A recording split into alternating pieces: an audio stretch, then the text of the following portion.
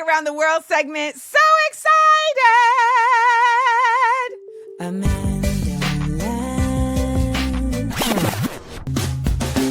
Black around the world, black around the world. Black around the world, black around the world, black around the world. So we international. Passport. Hey. Passport! Y'all, let's bring to the stage Martin Ali Sims to join us for Black Around the World, our segment where we talk about Black folks, Black American folks specifically, living in other places around the world or who have lived for extended times in other places around the world. Martin, how you doing? Martin? I'm great. How you doing? I'm chilling. How's the fam? They great. You know, I took the kid to school though. We wasn't gonna be able to do this with him here.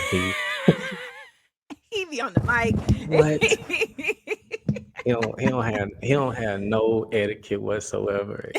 Somebody just got to have him in order for me to do these types of things for real. They just have to possess him. Like really.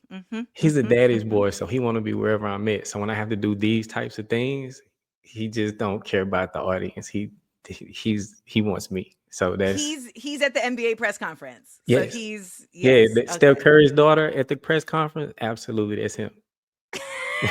I love that we both knew exactly who I was referring to. Riley. Yes, I'm referring to Riley. Okay, Martin. So this segment, Black Around the World, is all about expanding our understanding of what it is to live in other places. Also, geography. Because I feel like, y'all, why am I sweating so much today? Am I going through menopause today? Like just today? Because I am sweating like I am really... Sorry, my glasses are slipping off my face, Martin. I'm like struggling. Okay. People will say Mexico. But they not realizing Mexico is a whole country. With 33 states. With states. I didn't even know that. Yeah, so I lived in the state of Quintana Roo. Sí. And that is in the Yucatan Peninsula, correct? Sí. Okay. Sí.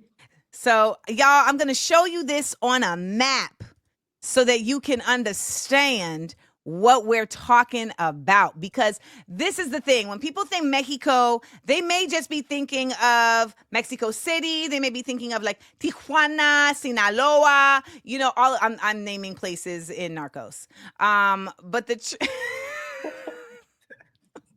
if we're being Juarez. So you lived over here, correct? Where in Tulum? No, I lived in Playa del Carmen. You lived in Playa del Carmen, okay. And if we are even closer, let me actually remove this media asset so that we can really see the whole jazz of it all. So the Yucatan Peninsula, as we see at the top right, is Playa del Carmen, which is next to a place that a lot of people have heard of, Cancun. Yeah. Did it make a difference living close to a tourism place? Like, do you feel like that affected like the living conditions of where you were? Absolutely. Because of language barriers, the further you get outside of tourist areas, the less English they speak. So it would be a lot harder, or you would have to learn their language. Now, my son, he's 4. He's fully bilingual. He knows both languages. Like, yeah, I can't even talk in Spanish with him. He's like the translator. However, oh my God, we love it. No, I'll show you a video. I'll send it to you. But he's like awesome with Spanish. And then when we move back to the States, he don't want to speak it with people who don't speak it. So, and I can't make him speak Spanish. Like, show him you can speak Spanish. And he like, no. No. So talk us through it. What made you decide I'm going to exit the States and we're going to go to Mexico? And what was the process in determining where you ended up going? Well, we had been there the year before for my wife's birthday. So we went down there. We were just tourists on the resort, so to speak. And then, so that was 2019. The following year, we had Genesis, my son, but we had Genesis 2 weeks into lockdowns. So lockdown for the pandemic, for the pandemic lockdowns. Yep. And so what I was doing prior to the pandemic, I could no longer do, which was basically personal training and coaching basketball. Uh, I did coach a little bit of basketball after the pandemic started in Because you all were in Houston. Houston and Mhm. Texas acted like there was no pandemic. Exactly. However, we lived in an apartment that was very like inward, and I could tell immediately with my son. When I say inward, I mean like we're on the third floor, and all of the doors are inside. So like we had to go through a lot of indoors to get outdoors, and Interesting. so it just wasn't. And my son loved to be outside, so we was always on the balcony. And then we went to visit Mexico for a couple of weeks after I did an AAU season. So I coached AAU. I had a huge AAU season. I don't know why I did it, but I did. And I had a newborn. I had just recently had ACL surgery, and I So decided taking it easy. Take no. I had the surgery on Friday, and we started our practices on that Monday. However, during the pandemic, the lockdowns were very devastating to the kids that I was already coaching. So I was like, Okay. if I can get them a couple practices, a couple of games, and that's when I first started doing the neuroscience stuff too with them. So Mm-hmm. um, at the end of that season, Phoenix was like, "Oh man, no, we about to." She needed a break. She been with the baby. I've been at practice. I've been at games. We've been traveling. She like, we going to Mexico. We going to chill. So we get to Mexico, and And you went back to where you'd went before because you already knew it was good. mhm, yeah, Yep. and we found a. I mean, the pandemic also had a lot of deals. So where we went was astronomically cheap, right? Like it was like we were on a resort that was so beautiful that I was like, man, I think I could live here. And I think she was already thinking it, period. She had already lived outside the country. She lived in Asia, Indonesia. She's already lived outside the country. So when I was like, okay, well, we'll try it. And I think by the grace of God, the apartment complex who I was also training for, they no longer had any, they had a big budget and they couldn't do it for like events because everything was locked down. So they was like, can you do us some virtual fitness things? And they gave us a check that covered the whole vacation. So we went on vacation and we left with a lease. And at the same resort that we were already staying at. And I wouldn't have, it was only like a 4 month lease. We were like, we're gonna try to see how it go. We ended up out there for 3 years. Like we was and literally the only reason, pretty much the only reason we came back is just because the things that I was doing with the neuroscience stuff like started Okay, taking wait, off pause. on my bed. What is the neuroscience stuff? Because the The, people in the comments are like, skirt, skirt. What is the neuroscience stuff? Because you definitely just said that and kept it moving. so in 2019, I started going to therapy when she was pregnant with the baby because I tore my ACL the same weekend I found out she was pregnant with the baby. So I'm like, it's a lot going on here mentally, physically, and we're preparing for a baby. So we started in therapy, and my therapist was trying to tell me about disassociation. And I had no idea what disassociation was. I considered it nonchalant, right? Like this is just me not caring about what's going on. And so she like trying to break down disassociation to me, and I'm not really liking what she's saying. So I Wait, why start aren't you liking what she's saying? because it's about me. Like I'm dissociative. I'm the one with the disassociation Oh, you problem. didn't like what she was saying because it was You know, accurate. but nah, because it's if you in a therapy session, sometimes it's like you getting jumped. You feel me? Like in a couples therapy, it's like both of them against me. Like, so it what that Was it accurate? Martin, was it accurate? absolutely, but it was so yes, it was absolutely accurate. I did not know what disassociation was. And so when I found out this is an actual response, trauma response, stress response, and it causes you to basically leave the moment mentally or go within yourself, within the safety of yourself. It's pretty primal reaction because when you can't run or like when they say fight or flight, if you cannot Mm-hmm. run or flee or fight, the next thing is to just, you have impending danger and your body goes into a shutdown phase where like your heart rate starts dropping, you start Oh. checking out. And it's because if something is immediate and it's gonna happen, you don't want to bleed out. So your heart rate drops and it just prepares for danger. And of course, like disassociation evolved to more social things. So we can disassociate when we feel like we're in a relationship or some type of power differential. We could disassociate with a boss. We could disassociate with a spouse. We could disassociate When I a was on a lot. reel, I used to do that. It's automatic, and this is the issue I was having Literally, with. it was just like, "Choo, choo, choo, Hmm. choo." Hmm. So I checked out. I was in this automatic. That was the issue that I was having. I was like, why am I in trouble for doing something that automatically happens? That's what I feel like. That's what So my wait, issue was. was Phoenix like, you keep checking out and you're like, but I'm here? Um, there were moments where she needed me to be present, and I would check out. Like there was, and that was the issue. She's like, I really need you here, and I'm like, that's too much. And I'm not saying that consciously, right? This is a without this therapy session, I don't know. You know what I mean? And so my therapist couldn't explain it to me as well as, and so Mm, she started telling me about this book, Dr. Bruce Perry. He wrote a book with Oprah, What Happened to You. But she wasn't telling me about that book. She was telling me about his previous book, The Boy That Was Raised as a Dog. And when I started to understand this is, yeah, I know, right? that's a So hell of a title. Woo, child. I got a whole story for how I found out about that title. It was terrible.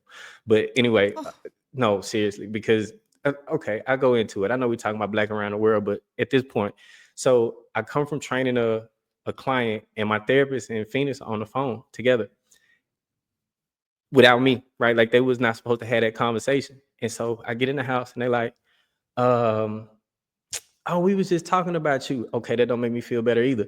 Like, what are y'all saying? And she was like, no, Tara's reading this book, and the book is about disassociation, and this doctor really understands it, and he can explain it to you. This, I said, okay, well, what's the name of the book? And they like, The Boy That Was Raised as a Dog. I'm like, what's she trying to say? Was she talking? Is she calling my mama up? exactly. Like, what is? So Wait, give me the ethnicity of the doctor. he's white. He's Okay. absolutely white. Yeah. So No, the and one that I mean, sorry, the therapist that y'all are going to. yeah, she's white too. Do And you I'm feel like that added to it? absolutely. It's the only thing that makes this all the way better. These are two of the best white people I have ever met in my life. Like, I mean, they have an understanding of whiteness, Yeah. and they really understand how that affects blackness, and they talk about it from a scientific perspective. They understand what causes trauma, because this whole thing is about trauma. And so Dr. Perry, Yeah. he worked with like the kids who got shot up in Columbine, or the kids who survived the Waco Mm, bombings. He's yeah. worked with the most traumatized kids. Right now, he's doing work in Turkey and the Palestinians and all of those things. So Mm. he works at deep levels of trauma. And Mm-hmm. so I started watching a YouTube video literally before they got off the phone on him, and I was like, nah, he really get it. Like he at least understands this part, I want to right? give you props real quick, because what you could have done in that moment is disassociated. And what you could have done in that moment is been like, man, F y'all, I and wanted walk to. right back out the house. I And wanted to. instead, you went against your instinct Mm-hmm. and you actually leaned in Mm-hmm. and you said, let me, which is what I keep trying to tell folks to do in general. Like, if your instinct is to run, do the opposite to Mm. actually at least prove to yourself if you're bugging or not. And look at what you ended up doing. You ended up awakening. I do it. This is what I do now. Like I literally go everywhere talking to people about their brain, how disassociation can affect. It's deeper than the disassociation, because that's not the only response. People have arousal responses. They do have dissociative responses, and oftentimes they don't know where their responses are coming from. And when you get down to the depths of trauma, it's not just your trauma, it's transgenerational trauma. So you may have some responses that resemble your parents or your grandparents, or things Right. that they have gone through that Yeah. might not show up in your life. You're like, where would this come from? My Yeah. Yeah. Yeah. son Yeah. actually has a bit of a temper that he's never seen me exhibit. Like I don't have that temper no more, right? But he still, But I'm it's like, in look, I him. see him, like, right? Like I'm like, oh, so.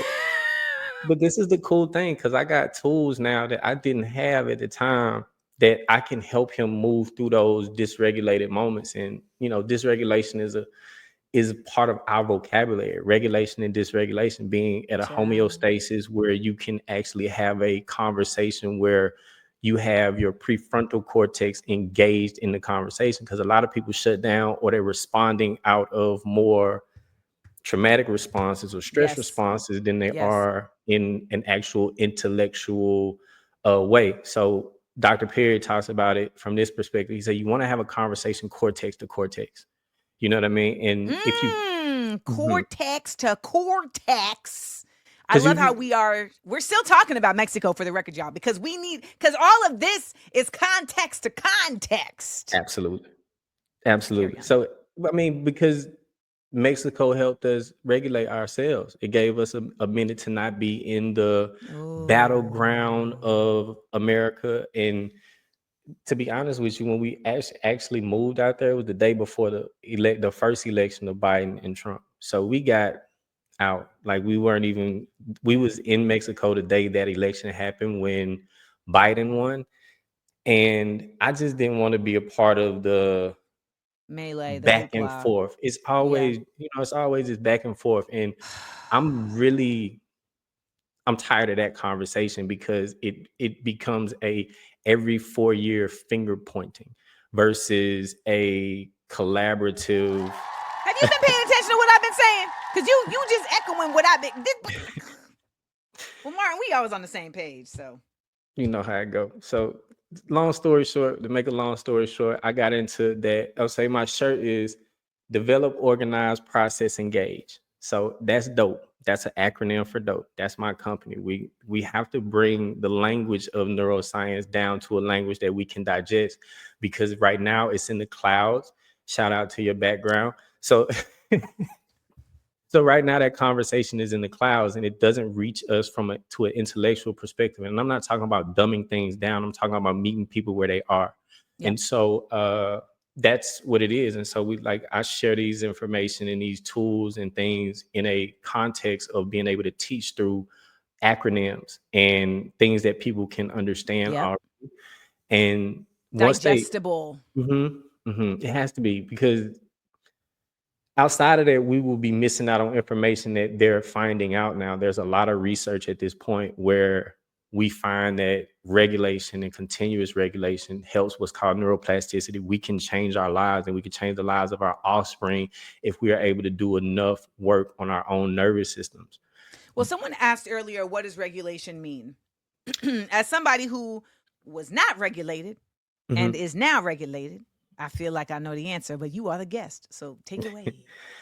Regulation is just being at a homeostasis, and homeostasis is this even keel, so to speak. Like you're not. Extremes. Yeah, there are extremes. So they call it a window of tolerance. Your window of tolerance is like this. Like this is everything in between my hands is what you can tolerate.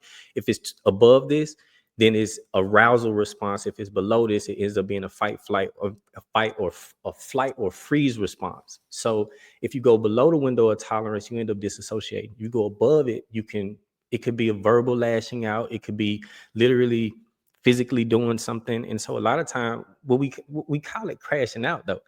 At the end of the day, you've gotten outside of your window of tolerance, and your response to that is something that doesn't fit the actual space, right? And then that's crashing out. That's ultimately what happens. And so if people were able to open up their window of tolerance through regulation, through Mm. constant regulation, then they'll have a better resilient nervous system to be able to deal with some of the stressors that are a part of life. And what happens is when we have too many stressors over and over again without being able to get back to a baseline, which is what regulation is, it's a baseline. And so if you can't get back to the baseline, that becomes chronic stress. And then we start having these ailments like cancer, like diabetes, like heart disease, and all the things that the top 5 things that kill us literally are byproducts of us not being in a window of tolerance. You know what I mean? So, or not being able to maintain this window of tolerance because we got constant stresses, whether it's poverty or whether, like right now, the political landscape got people not really knowing exactly what's going on or what's going to happen. And that level of dysregulation, just being uncertain, is, somebody says, clear is kind, certain is kind. So if I give you clear instructions or I give you a clear expectation of what's going on, your nervous system can be calm because it's predictable. We know what's going to happen. That's all I be asking for, Martin. That's all I be wanting. And then folks think I'm being pushy or I'm being demanding. And it's like, no, I know that these are the things that calm me down, right? Mhm. That keep me regulated. And would you say that there's also something to be said for like, there's a certain amount of regulation that you can control yourself, but you're Mhm. also a part of an environment. And so the environment can affect your regulation abilities. Absolutely. It's called emotional contagion. So, and basically, someone else's nervous system, dysregulating the nervous system can dysregulate yours, right? And I was in so, a relationship for 3 years where someone's dysregulated nervous system was trying to dysregulate mine. and it goes back and forth. And so, if you can't reach a level of baseline, then that's called allostatic load, meaning it's happening over and over again, and you never get a chance to reach a baseline. So what happens is in your nervous system, you'll create a new baseline that's much higher and much more sensitized than the one that you had before you start going through those stressful times, the chronic stress. Like 3 years is chronic stress. Yeah. And now I'm on Lexapro. Because I couldn't regulate. Mm-hmm. It was 3 years and then Palestine. Mm. And you take on things like wholeheartedly. So when you was having your conversation about other people when they saying like, I'm just gonna sit this one out, that's a regulatory act. And it's like one that your nervous system is like, look, I can't engage, right? And so you Right. know how to do this. You retreat at times. You know when to go into a retreat. And you've learned that over time. Like you didn't always know that. You just going into the next fight, into the next fight, into the next argument, all that type of stuff. And so you do have to take time to retreat because that's when you get a chance to rest and repair. Because if you don't have that rest and repair period, you're just constantly putting too much stress on your body and on your nervous system, and that's where people develop all these chronic diseases. It's coming from chronic stress and the I mean, I inability think to regulate. that question I was asking because I wanted to find out where people were really coming from. Like, are they saying that they're sitting this one out as like an act of defiance, or is it like what you're saying? And I got really good answers and really interesting answers that I'm going to talk about later in the show. But I want to also point out to y'all that Martin is the one who put me onto the book. And I do mention you in my next book, by the way, who Oh, put me onto the book, Warrior of Light. The Warrior of Light by Paulo Coelho, who also wrote, of course, The Alchemist. And that has actually been a source of regulation for me, that book, which is why you gave me that book before you even were doing this work. mm-hmm. Like you put me onto that before you even knew that this was your calling. Right. And it's so much a calling, but that book, if we talk about the book, The Warrior of the Light, it's kind of there's things in there where you like, oh, okay, this is the path, right? And so you'll find more and more things along the way, just like The Alchemist, just that show you Every like time you go this is back, the yeah. personal legend. Yeah, I at least have to listen to both of them, or read both of them at least once a year, especially when I'm going through difficult times Yeah. to just let me know like this is par for the course and this is what the warrior of the light is supposed to go through. Just, hold your head and keep it moving and find The ways to Warrior of Light regulate. never accepts the unacceptable. There you go. Okay? There you The go. Warrior of Light. That's why when people be like, why was you so against Kamala Harris? I was never against Kamala Harris. I was against her supporting the genocide because the Warrior of Light cannot accept the unacceptable. There you go. So you're in Mexico. Hmm. You were able to get a lease at the resort. Was that just because of the pandemic? Yeah, because at the time that we were there, the resort, it might have been 10 people there, 10, maybe 10 families. Like it was like 12 buildings and not a lot of people. So for us, that was big for Genesis because I didn't want him to grow up socialized during this part of his brain development with people with masks on their face all the time.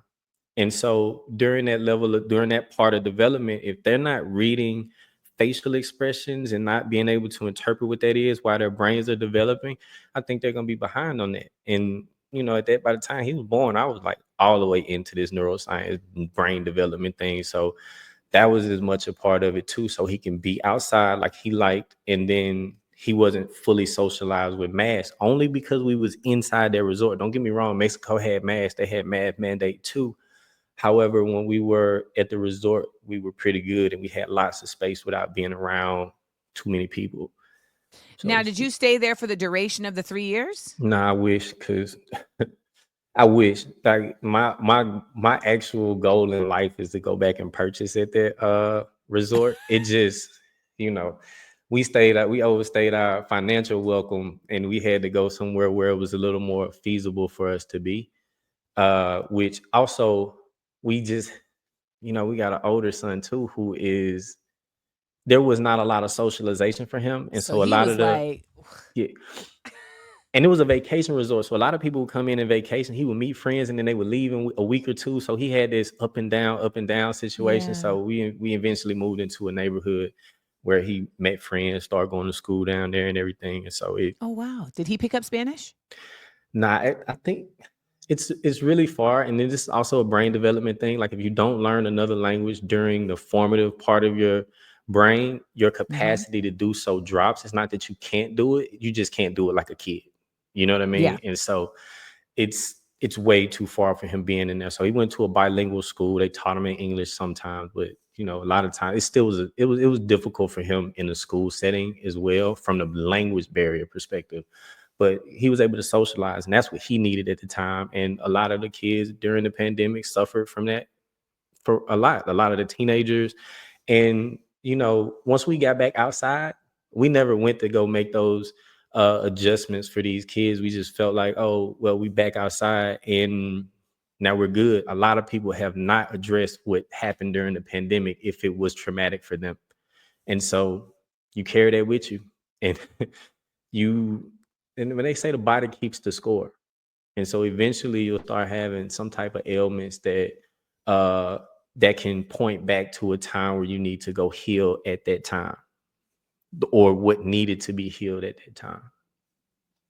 What was the as a Black person in Mexico, as a Black American person, like what, if any, were unique experiences that you feel like you were having by nature of that? Man, let me tell you something. Like, Mexico had like this revolutionary type situation at the time that I went. When I got there were quite a bit of Black Americans in Mexico. Like, we had a community, a Black community. So I mean, we created an actual one. We incorporated it, or whatever you had to do to make it official. But it's called Beta. It's Black Expats Thriving Abroad. And we Oh, was on the wow. board and all kinds of stuff. So Playa del Carmen has a strong Black community down there. And uh without I would be there. I loved, I got friends. Like, I got friends and people have dispersed at this point. But yeah, like, it wasn't a bad experience being Black down there. We had Black people that we could talk to, converse with, become friends with, commune. I was throwing barbecues down there because it was on that resort. I was throwing barbecues like weekly. How do you feel that? Okay, now that I think that's dope, but I also think there's something to be said for, do you feel like that kept you siloed from the actual culture and the indigenous and like the people who are of Mexico? Not me. Not who I was dealing with either, with the Black Americans, because you're in Mexico. You're not in America. You know what I mean? So, like, you don't want to become a colonizer, and you know what I mean? Like, Exactly. you don't want to become a colonizer in that. But it's such a tourist place, and it's such a space in that's transient, that Mm. you can really still work with a lot of the Mexican culture out there. Like, I wouldn't be able to have done as much of the neuroscience and sports things and know as much as I know if I didn't partner with, there's a guy down there by the name of Coach Sarda. He's in his 70s and doesn't speak a lick of English. And at the time, I didn't speak a lick of Spanish, but we had some translators. We had a good idea, a good thing, and I got the go ahead to pretty much uh, run my program in a court that no Black American had ran anything like that there. And Wow. so being able to do that allowed me to get a lot of diversity, because a lot of people were there. Mexico didn't close their borders like a lot of other countries. So a lot of people Mm-hmm. retreated to Mexico.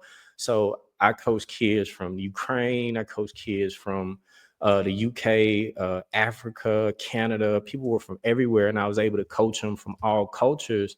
And I mean, my partners was all Mexican. Like my first camp, I didn't have a black coach there. And then when we started doing uh, other like more, we expounded on the camps, and we started including a lot of the black expats and whatnot. But it was very diverse, and it gave me all the confidence that I needed to know that this works without us really even knowing the same language. Like we got brains, and so knowing that kids that don't even really Wow. speak your language can regulate, and you can teach them how to regulate without really knowing their language, was a game changer for me. So yeah.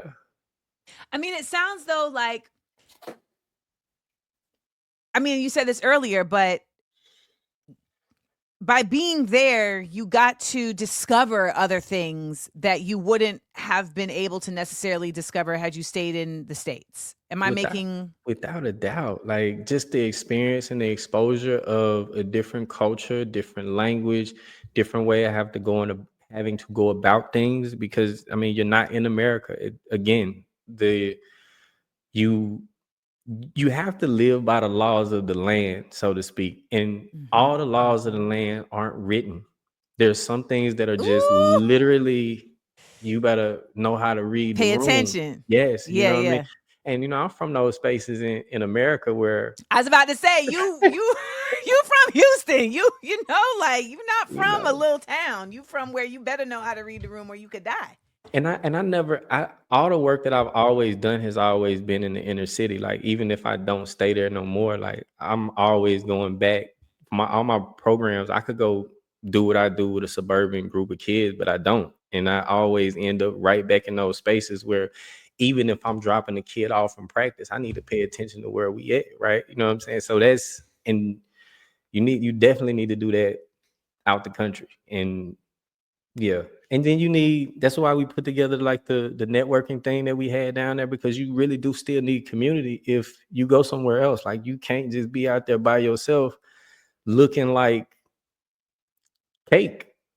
You know what I'm saying? Like these people really don't, everybody isn't well to do. And so when you in Yeah. these places and just going about your business like a regular American, sometimes that makes people feel, how I make it. It's like riding on rims and with your chain in the wrong hood. You know what I mean? Like you just don't do that. Like it's certain things that you just don't do, because it's one, it could be disrespectful. Two, it could just really Mm, be uh a way drawing where, yeah, attention. it doesn't make sense to me. But you could do it. And you could draw things to you, to yourself, that I always say you can step in some shit you can't get off your shoe. You can step in some that you can't get off your shoe. We're going to take some questions from the people. Are you ready? Hmm.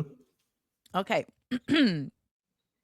Now, because this is a class, I make everybody address our guests with Mr. or Ms. or whatever their preferred pronoun I is. love it. Hamid said, Mr. Sims. Hamid is one of our greats.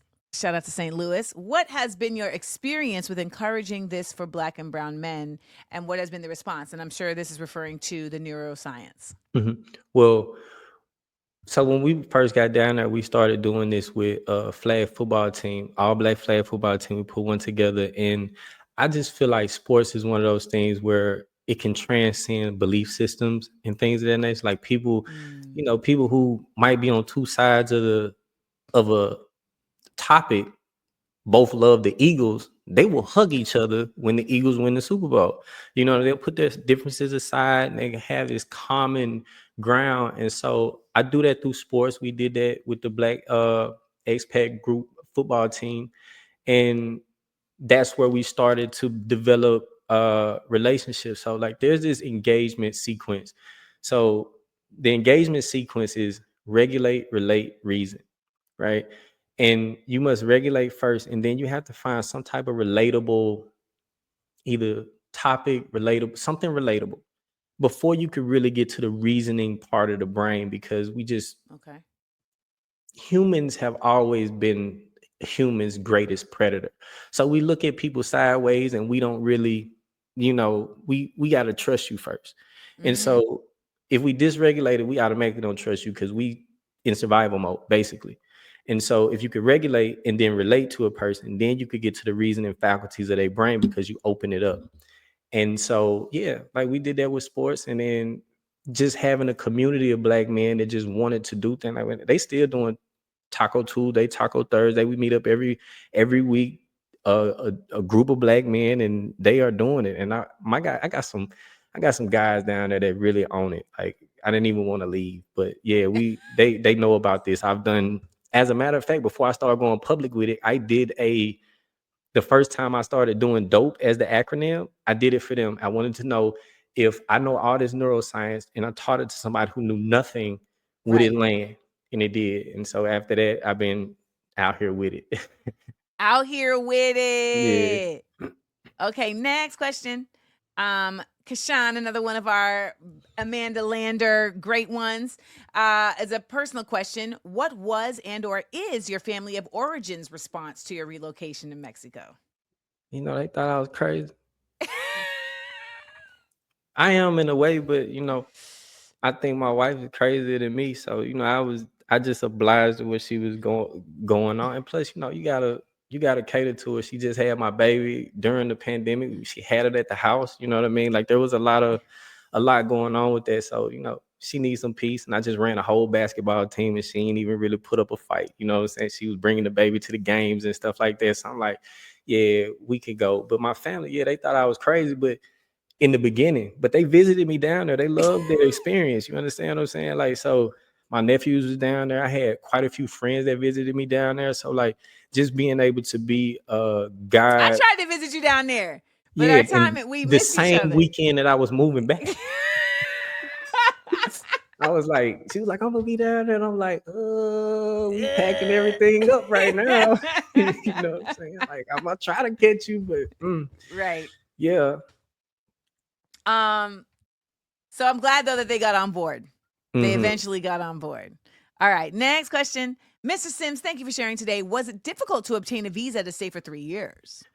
So the visa process is, so you got a 6 month tourist visa, regardless. A lot of people that go down there for that time, they do what, depending on if Mexico, depending on where they are with this. Sometimes during some parts of the pandemic, they got real strict on this and they stopped giving like 6 month visas because people were just abusing them Mm-hmm. and just living there. So that whole immigration situation was becoming a problem, especially in the tourist areas. So you could do the 6 month visa. Then a temporary visa requires a certain amount of money in your account for 12 months. 11 months won't work. I promise you, like it's not gonna work. So you have to show documentation of having a certain amount of either income or an account that never went below a certain amount. Okay. So that has, I think they've upped that, but it's somewhere around, like I can't tell you the number because I don't really know no more. Uh, and so they'll give you a temporary visa for 1 year if you reach a certain criteria. If you reach another criteria, you could just get permanent residency. Like if you just have a certain amount of money. I ain't saying we wasn't there. Yeah, I wasn't doing neuroscience at that point. We was trying to make it happen, but yeah, so like the visa process, you can get a temporary one for 1 year. You can renew that for 3 years. And after that renewal, you'll get a permanent residency. So that would be like the temporary, trying to see if you want to do that or not. Or you can have the other criteria that allow for you to go in and straight get a permanent residency for life, as long as you don't lose it. And you don't want to lose any of those things because you need a translator or somebody that knows that process, because Mm, yeah, it's better to pay somebody to just help you through that process. I knew one or yeah, two people that could do it themselves, but I wouldn't recommend it. I would recommend just finding somebody that knows what they're that's their doing, thing. understands the process. Yeah, Yeah, because you don't want to end up in Mexican jail and they will deport you too. It'll happen. You could be it'll deported. happen. I've All seen right, last question. Mr. Sims, how have both your children adjusted with living in Mexico for 3 years? Well, yeah, because it was 3 years. Yeah, my son, that's all he knows. Like, so when he knows the difference between Atlanta and Mexico distinctively. So the 3-year-old, well, he's 4 Mm. now, so he knows. He's like, in Mexico we did this, and here, like, he knows those things distinctly. So he didn't. He had to adjust moving back to Atlanta. My oldest son, his was probably more difficult and one we had to navigate a little bit better because his lockdown happened right at the end of his 8th grade year, and he never really experienced high school in America. So a lot of his friends were doing things that he didn't get a chance to do. He was in Mexico. He met some friends in Mexico. I think he got some lifelong friends from Oh, Mexico, cool. but he needed more.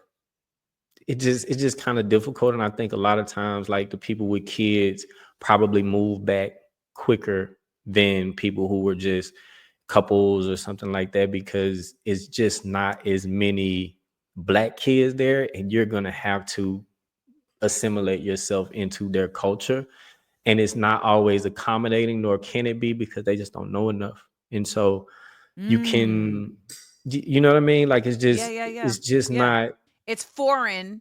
Yeah. And the thing about humans is anything that we don't understand, most often we other and make it into something either dangerous or less than. And it's a neuroscience thing. Yeah, it is. Well, this was fabulous. We thought we was going to Mexico and we went to the frontal cortex, y'all. All right, we was all up in the cerebellum. We was in the business of the brain. Where can people learn more about the work that you do, and get into the neuroscience of it all? So you can follow me on Instagram or TikTok, or all at the dopest coach, is THEDOPEST coach, COACH. You can follow me at all of those. I promise you, I'm gonna start making content on this. I just been showing up with my face and doing what I'm doing here with Amanda, or doing speaking engagements, which have been going great, by the way. Yay! And so that's what I've been doing. But I'll create more Well, because you content. have the coach skills, Yeah, yeah. but then you're applying it in this space. That's Hmm.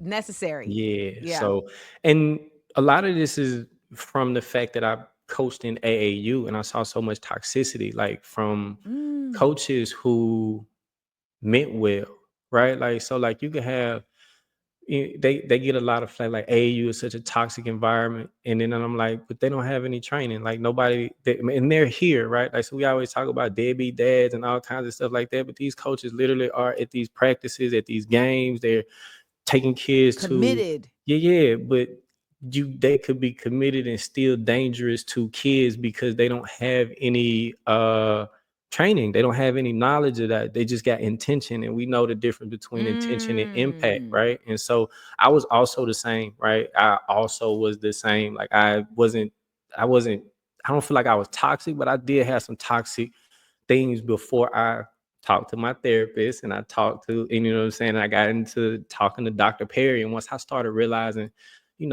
this can be easier.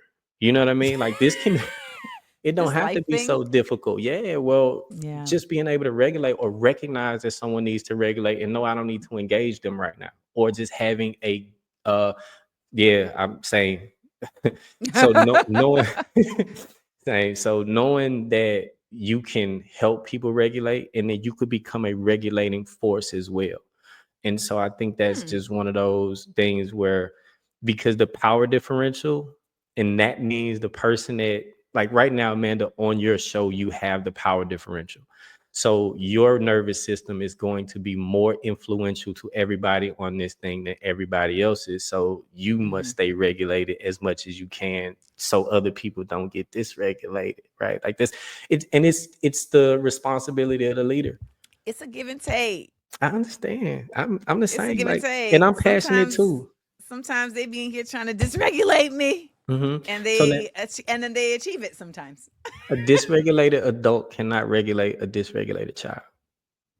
A dysregulated person cannot So I regulate a remember, I dysregulated person. remember A dysregulated person cannot regulate. Well, that to me is when it's like, okay, I need to take a breath. Like sometimes I'll be like, I need to take a breath and step away. And I'm coming back, and that's the thing I used to tell my ex, like, it's fine if you need to step away, but you need to come back. If you just exit and then when you come back, you act like ain't nothing happened, we have not achieved anything. So that was me too. I did that too. And I didn't recognize that, I couldn't make that loop. You know what I mean? Because dysregulation actually is one of the most uncomfortable things. And so what people do is they find ways to regulate themselves, they check out, disassociate, or they go to the gym, or they self-medicate. Right. And so like the gym could be a self-medication, but the gym is good. It's a very regulating thing, but you still also need skills and tools, emotional skills and tools after you leave the gym. So the gym is not the end all be all. It gets you back to baseline. It gets you back to baseline, but then you need those skills to be able to engage again, right? Even if, and it takes time. I mean, it really does. But it takes understanding and knowledge. And so we didn't get that in school.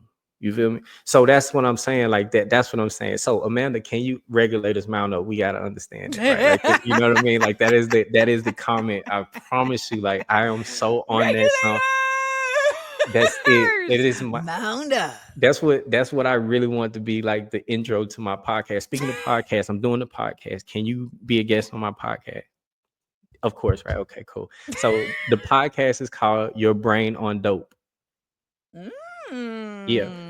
And then we can have this conversation. Well, my podcast is called Small Doses, so we in the same realm. So when I was talking to you about that, I never went. So we could talk about that on the podcast. I promise you, because that is a neuroscience concept that you don't even know, and it's absolutely a concept.